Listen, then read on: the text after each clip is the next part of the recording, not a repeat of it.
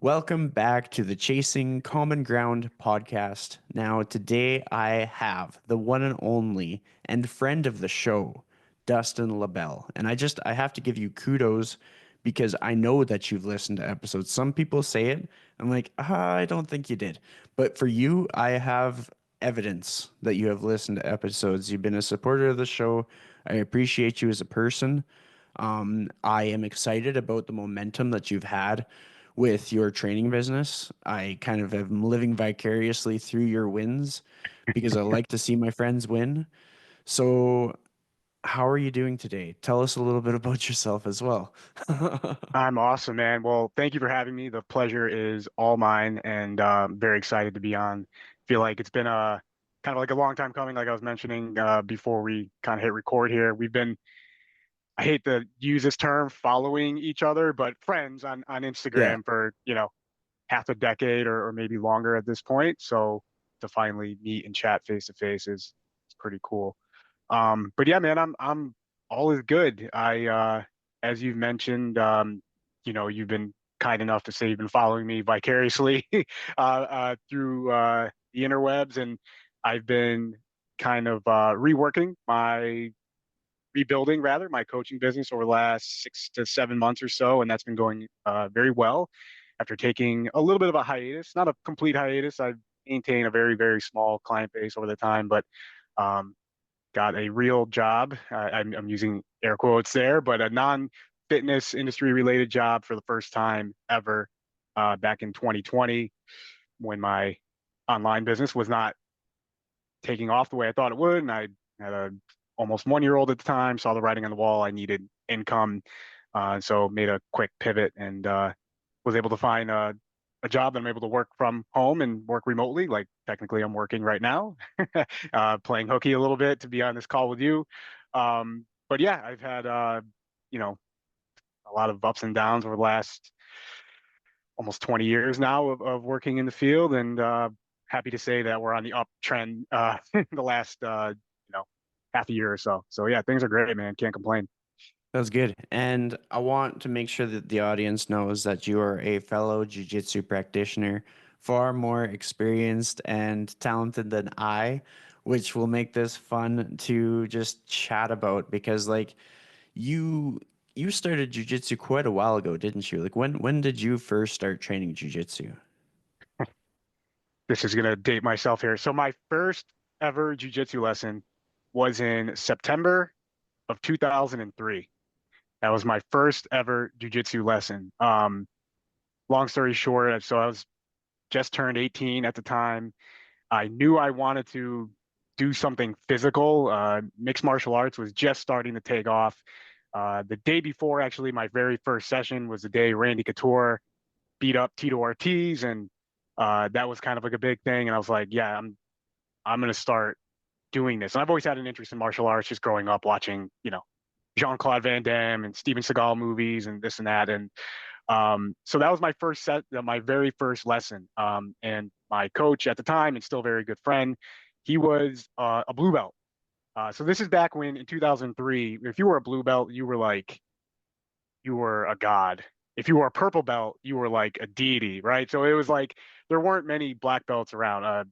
Chris is now, his my coach's name. He's a third degree black belt, and he's an excellent instructor.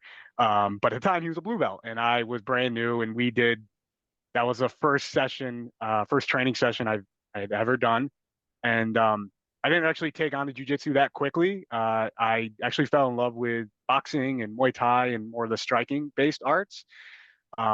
Just primarily, I don't know, I had a more of I guess, I was drawn to that a little bit more. And also, I found I could practice on my own. Like you can shadow box and hit the bag, and you can get a lot of extra hours, right, when you're not in front of another person or you weren't going to a class or didn't have someone holding mitts for you, that kind of thing, or sparring partners, what have you. And then I took jujitsu a little bit more seriously back in 2009 or so. I competed a little bit in MMA, not well, uh, lost to submission, and that kind of made me realize I need to start taking jujitsu a little bit seriously. So I was, I earned my blue belt in 2009 or 10. I get the dates kind of mixed up. Uh, tore my meniscus in 2011 or 12, and then I took 10 years off. Hmm. So at the time I was coaching a lot on the floor. I needed to be able to like move around, and the risk to reward at that time didn't make sense. I mean, I was working a ton of hours coaching. I was doing the, 6 a.m. to 8, 9 p.m. thing that, everybody who's done this has done. And I just didn't see the space for it at that time. And then, life kind of happened. I always wanted to kind of get back to training, but I found myself working from home, whether it was my remote coaching business or I was working remotely with the job that I have now. Um, you know, Training at home, like do my strength conditioning in my basement, and I was like, I really need to like get out and like see some people, and I want to start, being involved in martial arts again. And so that was December of 2021, like November, December 2021. I started back up again and haven't looked back since. And I've just been trying to be super consistent since then. Uh, train, I'm a hobbyist. I train 2 to 3 days a week. I can count on one hand the number of times I've trained more than 3 days a week, and I can probably count on one hand the amount of times I've trained less than 2 days a week, like over the Yeah. last 3 years. So it's very consistent, and it's allowed me to really uh, re-embark on that journey, really enjoy the process, and I don't take it for granted at all. Like I, you know, truly love um, kind of going through the ups and downs of the jujitsu journey, and it's been incredibly rewarding since I started back up. So yeah, that's where I'm at Yeah. now with that. And then as you got back into it, you had a promotion after you started, right? Like at least one So when I with your started, jujitsu? funny story. When I started, I tried to go into my first class back wearing a white belt. And my friend, who I started training with many, back in that 2003, 2004 time frame, he owns a very big gym here in Connecticut called Underdog MMA. So I go into Underdog, my first session, and I'm wearing a white belt. And he looks at me, he's like, that's not how this goes. He's like, you need to put on your blue belt and kind of re-earn your stripes. So my instructor at the time, Moreno, Diogo Orujo, he was like, shaking his head. So he gets a blue belt out for me, ties it up for me, and that's how I started back up. So that was, when I first started, and I spent 2 years training, and I was a very close training partner with Moreno, just due to some scheduling conflicts, like working from home and stuff. I didn't really have, and having a kid and another one on the way, I didn't really have time to go to like classes. So he had these like call them competition training, classes, and they would be like midday. So I started training with him and that group of guys uh, for 2 years consecutively, 3 days a week, and then I was promoted to purple belt last December of 2023 now. So I've been a purple belt for a little over a year. That's incredible. Like most people that are tuning in that have never done jujitsu won't ever understand the significance of like having that gap between when you did jujitsu and then when you came back to jujitsu, and then B, what an emotional experience it is to get any promotion. Like even like when Yeah, you're getting a stripe, like yeah, we play it off like it's kind of like, oh yeah, well, I thought it would happen eventually. But like it reaffirms so much of our purpose, our mission, our identity. It helps us understand that we are improving, even if it doesn't feel like we're improving. And something that I really like about this conversation is I've met so many people at white belt, and I met so many blue belts who I never saw again. And I'm like, what would it take to get some people to come back to the mats? Like we make all these jokes about the burnout rate of blue belts, or like how mm, few white belts make it to blue belt, all these other things. Like it is kind of funny the volume of people that reach their blue belt and then you never see them again. Um, and it's tricky because like if you only I sometimes I train once a week. I like to try and aim for 3 times, but if I train once a week, it would be easy for any of my teammates to assume that I left because like what are the odds that they're going to be there on the same At day the as same, I yeah, am? yeah, And so it's just like my thought process is in life, so many people quit when they didn't need to. Like their success was inevitable if they just had the grit and resilience to keep going, and if they just understood that you don't have to be perfect. Like oftentimes I'll think about um other people who train more than me, and I'll be like, oh, I'm not training as much as they are. And so I must not be, my training must not be enough. But then I'm realizing like there's a lot of factors that go into life. And the fact that I'm training at all is better than not training at all. yeah, And just so many little things that go into that. So when you were leading up to you're gonna start doing jujitsu again, you're gonna start finding your community. I definitely understand that isolation aspect because I too do a lot of remote work. And like the biggest immediate benefit from jujitsu was I got to have some new friends.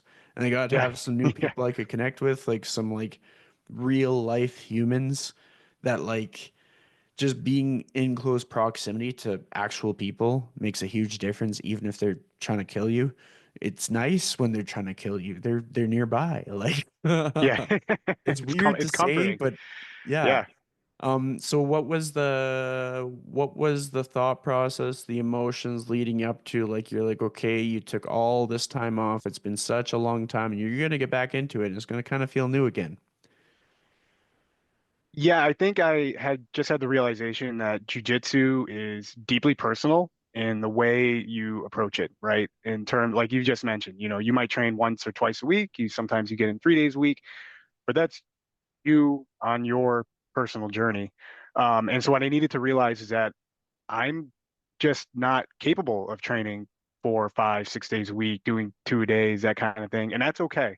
My progression might be slower, but it's ultimately going to be longer, right? And as you mentioned, so many people, the candle burns out pretty quickly. As I've seen very few people who started training back when I first started are actually still doing the thing. For all the reasons that we can think of. Life happens, life gets in the way, but I think ultimately we get in our head that we need to be progressing faster or be in a different place than where we actually are. And so, some people might look at how we train a couple days a week and be like, it's not even worth it. Why would you even train 2 to 3 days a week? And that's probably the thought process that ultimately led me to stop.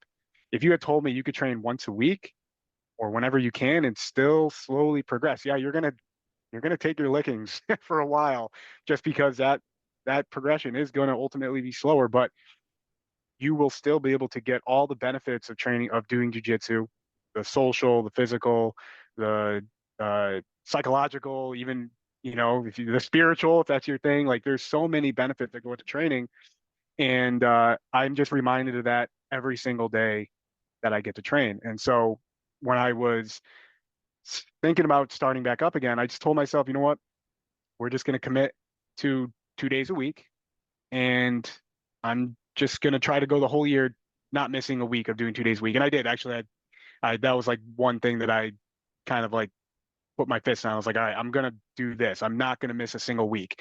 And I did. And I think forgot what happened where I ultimately had to miss a session or something. But it's life happens. But I've just been really steadfast on being as consistent as possible, and it's paid off. And yes, you're not going to be a world beater training a couple days a week, for 45 or 60 or 75 minutes a session.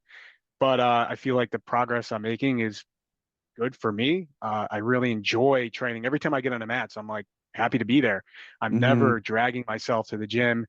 I'm never like too beat up or too injured. I mean, a little bit, but it's not, I'm never too beat up or too injured to, you know, want to get after it that particular day. So just a little shift in mindset, which I probably didn't have in my late 20s, maybe early 30s, but I do now, whether that's forced through circumstance or just maturity, whatever the case is. But I'm happy I did it.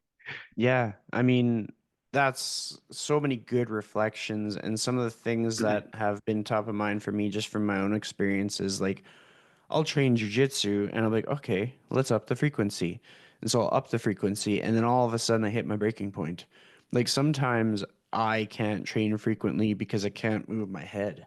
Like I'm like Yeah, I can't function, or like maybe my jaw got impacted in a submission or something. Sometimes it's been my knee, sometimes it's been I've had a lot of issues with like oblique muscles lately. And so there's been lots of little like intricacies and like road bumps. And through that, I've realized that in having a jujitsu practice, it actually grounds you in so many other aspects of life. Because when we are getting more and more consumed by like our training business, and we're trying to like essentially hit PRs with that. Like, let's say we set targets for ourselves. We're like, okay, feels pretty good having X a number of clients or people that we work with. right. Let's increase that by a bit. That also requires a lot of inputs, just the same as it would for jujitsu, just the same as it would for increasing your training volume on the training floor. And what I have learned is by having my foot in the door with jujitsu, it keeps me more honest and more structured with my strength training because it absolutely like highlights the weak areas. Like I've been doing all those push-ups and I joke Yeah, that I started doing the push-ups more for me than for anybody else because push-ups are one of those exercises that you could, if I go traveling to the mountains, I can do some push-ups. If I yep. have like a long, busy day and I'm like, I'm not wearing the right outfit or something, I could still do push-ups. Like I could be just getting ready for bed, do the push-ups, hop into bed. I can roll out of bed, do the push-ups, start my day.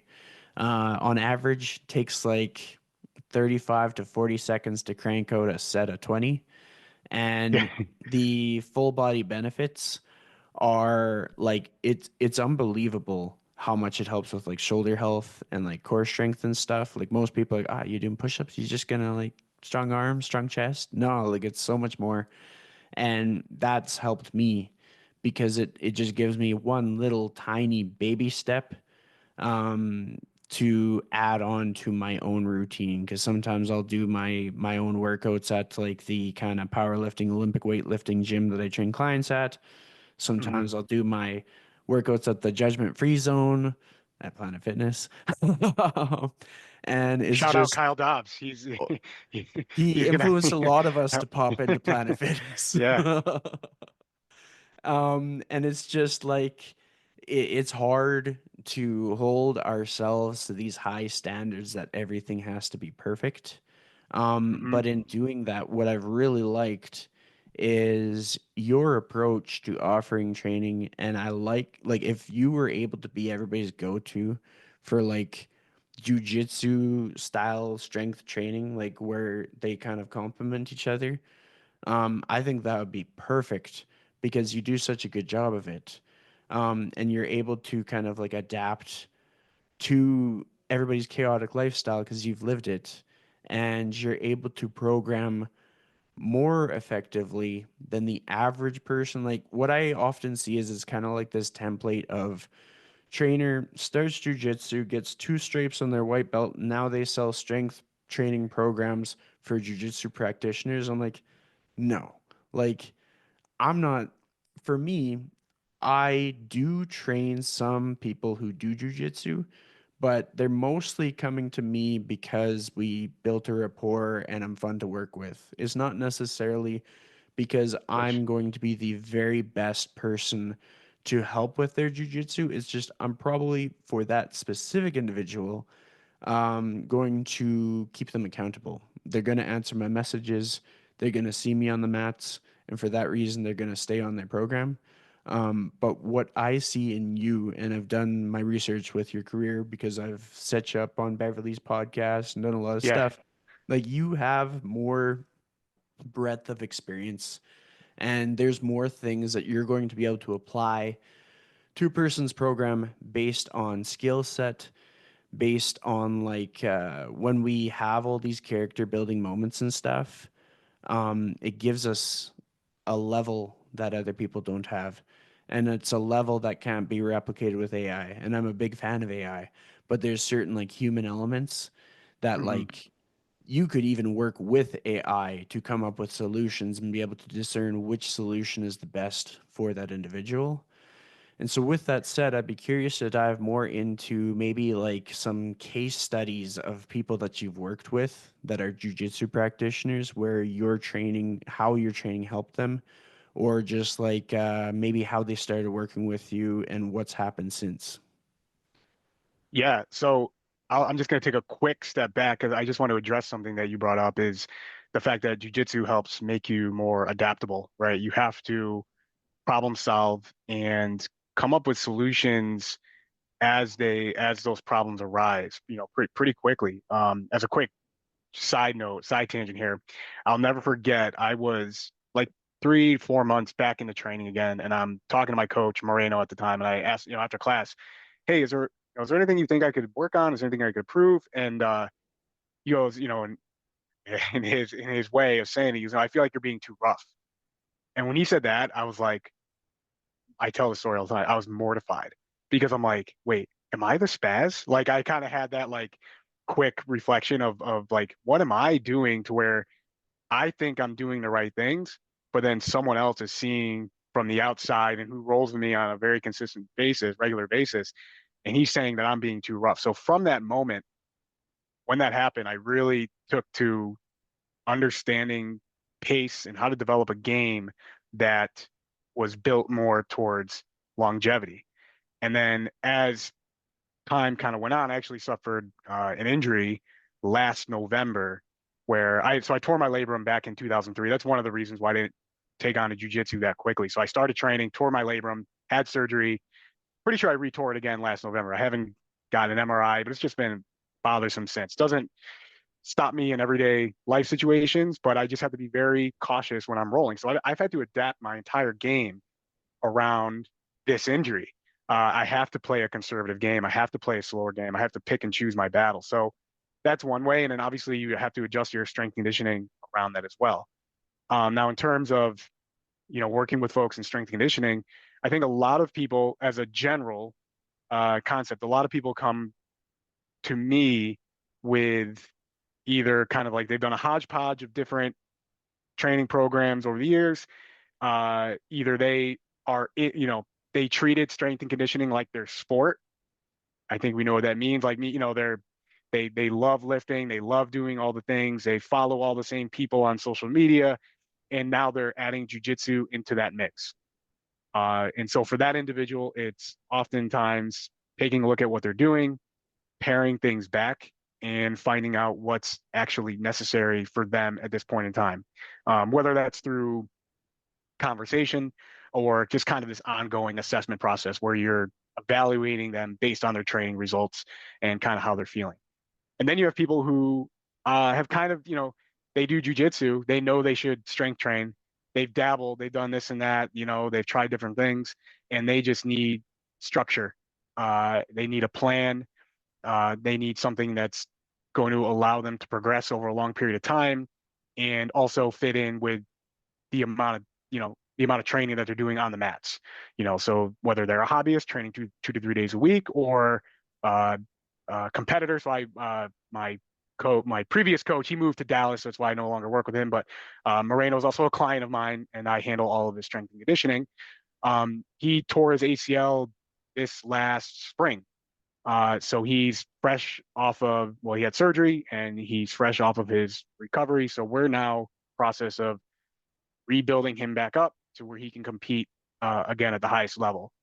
So this is a guy he won the 2012 medium heavy IBJJF worlds. He's won Masters Worlds. He's 40 now, or going to be 41. So, but he still wants to compete as an adult, and Masters. So, getting him back to the point where he's confident in being able to push himself in training and step on the mats again for competition is just something that we're constantly working on. So for him, again, he's a workhorse. So it's a matter of oftentimes pulling back communication in terms of what's feeling good, what's not feeling good, how can we progress, how's your training going on the mats, not just with me, that kind of thing. So it is just this constant kind of back and forth, and whether it's with him or any of the clients that I work with that train jujitsu, in determining like what are next steps. What's like the next best thing we can do to get you on track and feeling your best on the mats ultimately. There's something that you said that I heard that maybe the audience won't have heard just because they don't pay attention to the same things. What I picked out was when you address that sometimes some of the changes that you're making are what to dial back on. And I think Mm, that's super, super important because in today's world, like I I get to be on so many different conversations and calls with people throughout the week. I found myself to be quite the networker because I'm in an investing group. I am on my condo board, regretfully. I am also involved in like helping other coaches. I'm involved in helping Gen Pop. I'm still doing general population training on the training floor. And I've learned that so many people in today's world are feeling like they're maybe not doing enough, they're not enough, so they just keep collecting more things, keep collecting more things. And they're not necessarily like looking at it objectively as to like where are you at in your life with all these things in reference to where you want to be. They're just like, if I collect more things, I'll just be further along. But they're not like, have you progressed in the way that you want yeah. to? And so your ability, and that's basically what I'm paying tribute to with your like experience in life and in the industry, is you have a better filter to kind of see. And part of that is because the amount of resilience and grit that you've had to accumulate, like going through all these phases where it's like things aren't working the way that you wanted them to work. What do you have to do now? You go, you do it, you figure it out. It's not glamorous, but you figured it out and you stay the Mhm. course. So with that said, what has been one of the most profound moments where either you've dialed something back and got better outcomes, or somebody you've worked with has dialed something back and got a better outcome? Great question. Starting with myself, and now maybe this will maybe pivot the conversation slightly. I mentioned way at the beginning of this call how around 6 or 7 months ago, back in June, I started this process of rebuilding my coaching business. So what I needed to do at that time was, I had one, I think I've kind of fluctuated between like 2 and 5 clients over the last couple of years, just sometimes a little bit more, sometimes a little bit less, but I've always kind of maintained. I've had one who's just been with me for 8 years and she's the best. And shout out Addie if you listen to this. Um, but other than that, I've always on purpose last 4 years maintained a very small client load. I don't know if I was burnt out from coaching, but I'm making a good income from the other job that I have. And I just didn't see myself having the time to commit to doing this again. But I kind of came to this realization that, you only get one shot at this, and then this is your life. Now is the opportunity to do what you want, what you intended to do, what you set out to do, what you said you were going to do back when you were like 13. Like now is the time to recommit to this process. So what did I had to take away just kind of um, I don't know, a little bit of my ego in terms of like how I structured pricing and just how I was presenting myself and putting myself out there and how to get those first few clients back in the door. I had to put a lot aside and just kind of bite down on my mouthpiece and go for it. I don't know if that's quite what you're asking, but that's just what comes to mind first and foremost. That's like front of mind for me um, in regards to just making a very profound change where it's not, not life-changing income. I won't pretend it's that, but to go, uh, I've added 20 some odd clients over the last 6 months, which was the busiest I've ever been, or I've been since I started working online. You know what I mean? So it's a 4 year gap really of having done that. And so it's really been very rewarding and also demonstrates that I can do this and that Mm-hmm. I can build the business that I want and ultimately be able to get back to doing that full time. In terms of working with others, I mean, trying to think. I'd say, I mean, the majority of the clients that I work with, they tend to come to me because for probably a lot of the reasons that you've alluded to. Like, I don't have a flashy Instagram. I don't have a ton of followers. Uh, I'm not some elite level competitor or anything like that. I just try to put out information that um, hopefully connects with what people are seeking, try to come across as a real human being.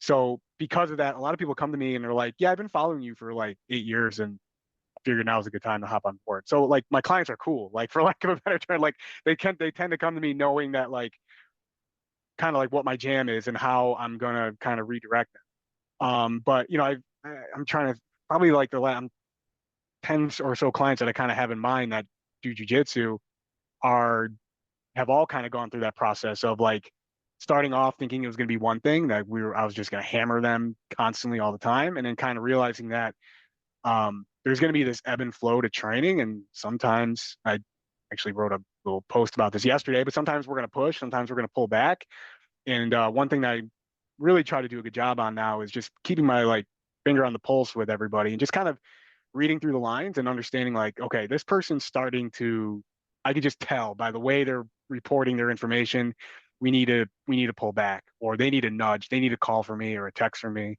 or whatever the case might be. So I hate to say I don't have one like that stands out, but I think I think of multiple situations this week where I had to reach out to different clients because I could just tell just based on uh, how they were giving me feedback, like it was time for it, need to make an adjustment. Reached out to both. We were able to problem solve, come up with next best steps, and kind of get them back on track. Because as we know, training, because we take it so personally and so seriously, a lot of us, that it's easy to kind of get in our own heads. And my job is to just get you out of your head and to Yeah. let you know that I got you.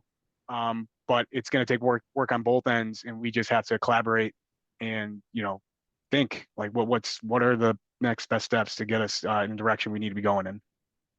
I like that. And what I resonated with the most is where you're talking about how you're watching kind of like the inputs of your respective clients and you're acknowledging moments where it's like, okay, in this moment, we should adapt, change it, swap some things out.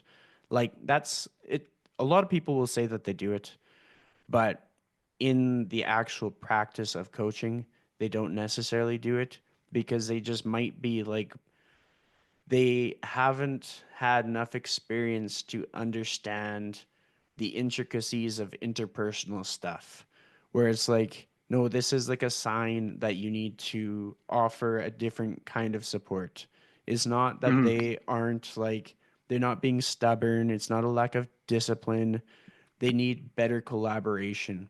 Because what I'll see is like, somebody will start something, they'll start their business, and they'll have all this stuff set up and it's like, yeah, you can't miss a session because you got these reminders in your phone and everything should be perfect because I built everything for you and it's foolproof and like you're just going to be successful. And then they're like, yeah, my client ghosted me. I'm like, okay. And it's like they're not painting the full picture. And like we've all experienced somebody like maybe not answering a message or maybe not putting in all the inputs. But then it's like, how often do we look at it from the other person's perspective? Like, I have some online clients where it's like, they weren't tracking their nutrition. Like, some of my people will keep like a log of what they're doing for their nutrition because that's kind of like Mhm. the bigger rock that they need to focus on. And as I've gotten older, I've realized like it's is less about them not willing to do the thing and more about them not understanding how to do the thing. Like Mhm. even just like the onboarding process of helping a person out makes a huge difference in their ability to get the outcomes. And in other cases, it like there's such thing as a cultural gap. Like I worked with or work with lots of people who are of South Asian descent. And for me to just be like, yep, here's your nutrition protocol, that doesn't work. Like you have No. to like reinvent the wheel. You almost have to collaborate with other people who can relate to them more because the old tricks don't work anymore. And you can't expect them to work because what is the rationale that, like, them completely changing absolutely everything about their identity just to fit into your program? Like, how does that work? Like, they came for a performance result.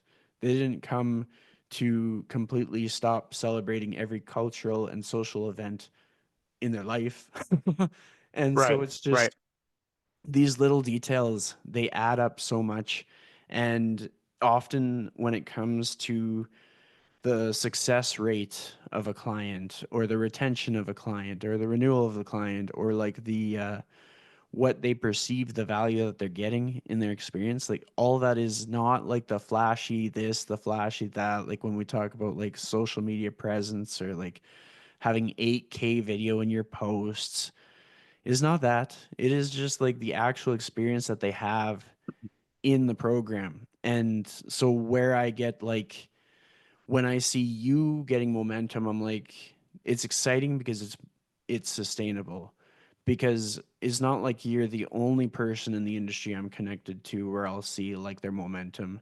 It's that I've seen enough people with their momentum where I can like be a lot more intuitive as to like, oh no, this is a model that works.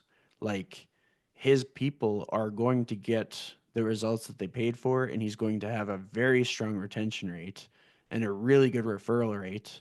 And the fact that you are okay with imperfection is going to be like an advantage. And I say that in like that you are willing to do what it takes to modify your program if you ever need to, and you're not going to let your ego get in the way, which is oftentimes why a lot of people leave the industry because their thing people quit because they think that it was supposed to work perfectly the first time. Like I don't know anybody where it worked perfectly the first time. Like if if we listen to the podcast that like Kyle Dobbs has been on, shout out Kyle Dobbs. I haven't done that in a while. Feels good. If we listen to his podcast appearances, he often generously shares a lot of the times when he has had to learn or adapt, or the times when he's taken on further study to enhance some areas that he wanted to get better at, whether it be his, I think he did his master's in psychology, Mhm. and he has done more continuing education courses than I could possibly ever list off on this show, enough to be an impressive amount. And it's just like no matter who we use as our example, like even the wild stories that Dr. Pat Davidson has, man, that guy has stories. And Yeah. it's just like obviously the stories come with lessons. If he got it perfect the very first time, there'd be no stories.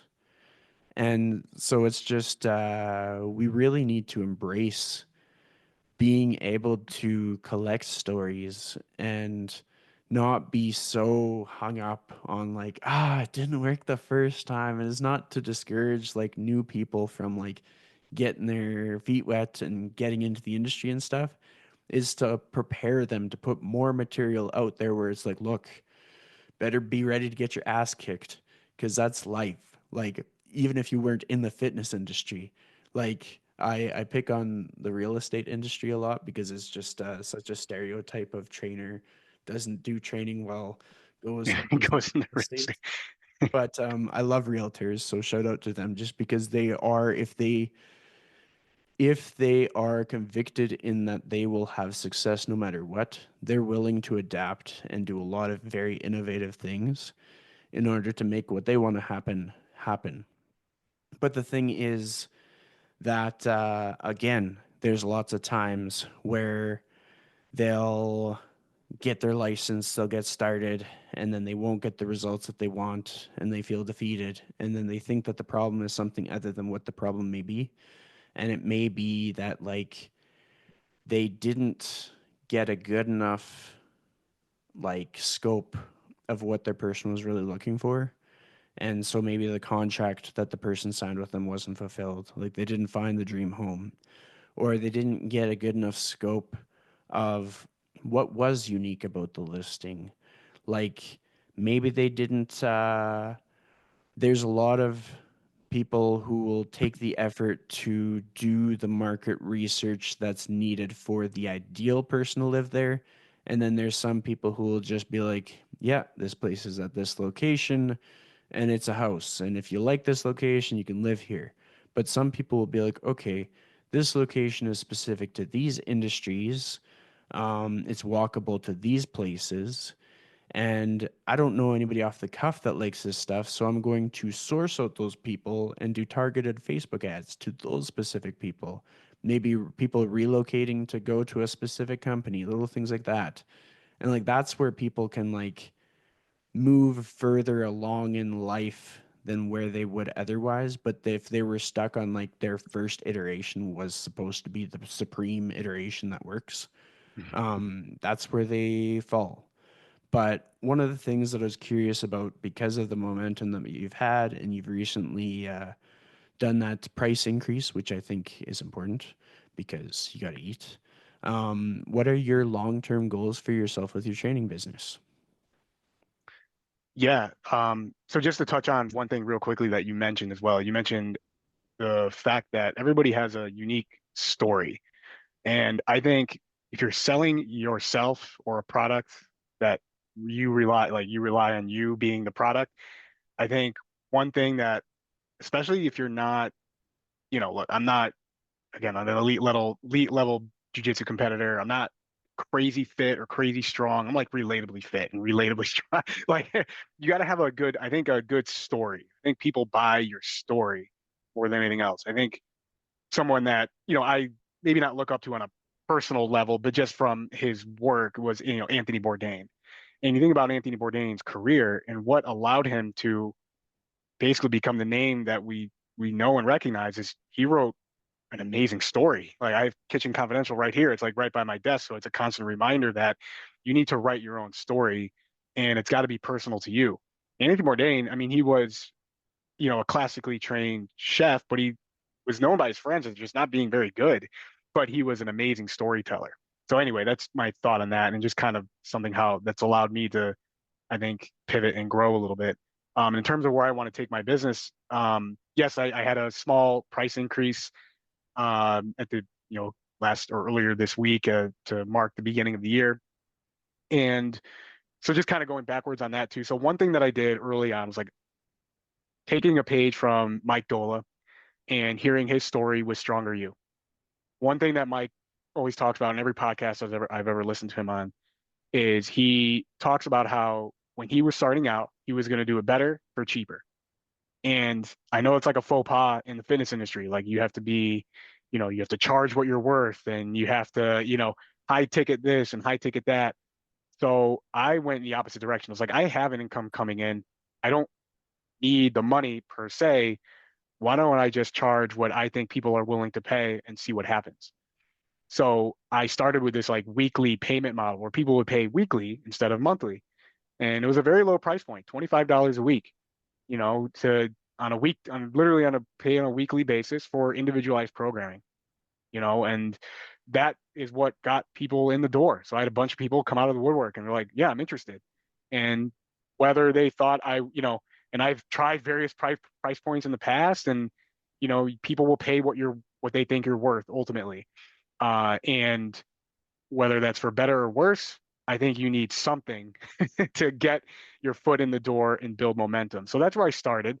And I continued with that over the last 6 months. And I just recently raised my rates just a smidge to a monthly rate that's a little bit more along the lines of like, if I were to think of like dollar per hour of what I would commit to each client.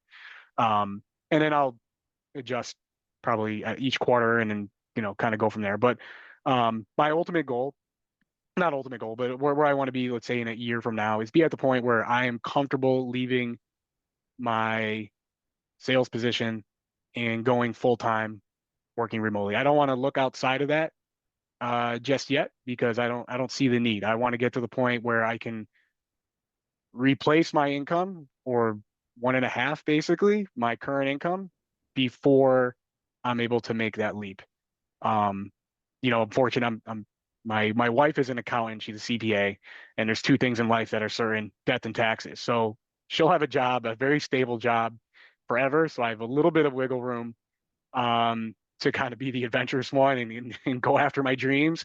But we have two kids, we have a mortgage and all that, so I can't take too much risk. But that's where I want to be, and to get to that point, um, I will need to continue to probably raise my rates and increase, um, not necessarily the level of service. I know that concept, but almost like the perception of the level of service, because I think what I provide now, just from what I heard of what other keep coaches provide, charging way more, it's more than that. Like in terms of just the personal touch. Um, if somebody respond, like, and this is another Mike Dola thing, if you message me almost at any time, I'm gonna get back to you within minutes. You know what I Hmm. mean? Or I tell people, I just kind of manage expectations. I say within 24 hours, but it's always within like an hour or less. If Hmm. unless it's like 7 in the morning, we're getting the kids ready for the bus and for daycare and stuff, or it's 5 o'clock at night and it's like witching hour in my house, I'm gonna get back to you very quickly. So my response rate is impeccable. If you need me, I'm here for you. I will get on a phone call. I will get on a video call. I will do whatever it takes. And that's a little bit of the above and beyond. So I want to just increase maybe the perception and the value that I provide so that I can increase my rates, which I think just comes from more people working with me, posting results. Like I get a lot of people that share their results on social media, and they, or, whether that's through a text message or a message on the app that I use. So I think continuing to do that will help. But yeah, outside of that, I don't have a grand goal. I want to get to the point where I'm coaching full time, and that's all the only thing I focus on. And I'm happy. I'm in a good place where I can coach people, train jujitsu, train myself, and be able to live my life with my family. Like that's the immediate, 1 year to 18 month, 24-month goal if I had to list that out. And then beyond that, Love it. we'll see. Life happens fast, so you never know. Yeah, well, there's a lot to take away from that, and even some just like tangible lessons for people to learn from as well. Like I have a lot of people that well, first and foremost, I don't want to forget, shout out Mike Dola because I love Mike Dola. So you talked about him, give him a shout out. Yeah. Now back to the topic at hand. When it comes to goals, I've had conversations with probably like no exaggeration, at least 300 different people over the course of maybe 4 to 6 years, both on podcasts, not on podcasts. And this is like, I have names for these people. I'm not rounding up or anything. Right. And these conversations each have been like at least an hour long. And some of them have been semi-regular, like maybe reoccurring conversations. And in Mhm. that process, like I'll ask people and be like, "Do you have goals?" And some people will scoff at it. They're like, "No, I don't think that far ahead." And some people will be like, "Yes, I have goals." Now, I've known a lot of these people for enough years to see what happens when they have goals versus when they don't. And it can feel cliche to have goals, but if you don't have them, you can't get them. And so for you to kind of have that as a pinpoint for your future almost guarantees that it's at least going to come close to happening, but more likely it will happen and you'll probably exceed the result. And then like the next thing which I love doing is just being able to actually like make it into reality. Like especially if Mhm. you have an accountant in the house, that makes a big difference. So just Oh like yeah. from the standpoint of like being able to address, and I like to address it like if you're gonna set a goal, you want to set a goal that like doesn't feel like a prison when you've achieved it. So if I set like a revenue goal for my business, the revenue goal also accounts for like a $4,000 trip to Europe, $8,000 in conference travel, 4 weeks off work if I get a debilitating illness, and maybe a budget for snacks. Like you want to I factor in love that. everything Yeah. that you would actually feel happy with, knowing Yeah. that like money isn't some morale based thing. It's just kind of like what we need in order to have the life that we want. Yep. If we treat money as like a morale based thing or like a ethics based thing or just like something that has more weight to it than it really does because it's just like a piece of paper, it's just a coin, it's just a number, Right. then we end up limiting ourselves. But from the standpoint of acknowledging the fact that in order to get certain goods and services, we need to have some of this money, then we go into situations where it's like, okay, if I need to have this money in order to get these experiences, then I need to plan for that. And so it's like you come up with this big revenue target, accounting for things like the taxes, the expenses, the insurance, all that stuff. And then it's like, okay, how can we reverse engineer it? And like a lot of this is influenced by my work inside Beverly's business. But it's Hmm. just it's changed me as a person to be able to see things in so many different ways because it's not so much about like, oh yeah, we're just gonna take your mediocre thing and we're gonna tell you to double it and then you're done. That's not it. Yeah. It's like Yeah. more about being able to find the way to hit that revenue target in the way that suits you best. And so for your stuff, if you're like, okay, I want to work with this many people, and I want to hit this revenue target, and I want to give them this experience, then that's the exciting part because with everything that you know how to retain people, you know how to get them what they're paying for, you know how to make them feel seen and heard. And then it's just like, what don't you know? And then the what Right. don't you know is like, there's been times where somebody could just switch their training platform and it cuts down the time that it takes to program the individual. There's times when it's like you switch up how you're communicating with people and they still get that like having a coach in their pocket feeling. But then you're able to kind of like filter out responses, or I'll give you one really easy to implement example. There's lots of times where I'll have people will ask me like a really tough question and I'll be like, I have to think about this one. And then when it comes Hmm. down to it, it takes me like 45 minutes to answer their really tough question.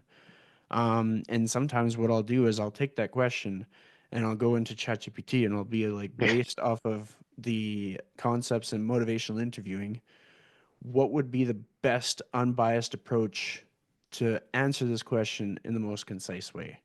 And it'll give me an example of an answer. I'm like, ooh, I like that. And I won't copy paste it, but I'll be like, Right. I never thought about answering it in that way. And then it takes that response from 45 minutes to like 4 minutes, but it's actually a better response than I would have had inherently. And that's just like one of many examples because like you could have it where all of the communication from your people runs through in like an internal system where you start to have these filters where it's like they're asking this kind of question, you want to elicit this kind of response, you look at it, approve, boom, done. From their end, they're getting the most like personalized, high level response they've ever had from a coach. And like at a faster pace than you've ever been able to deliver.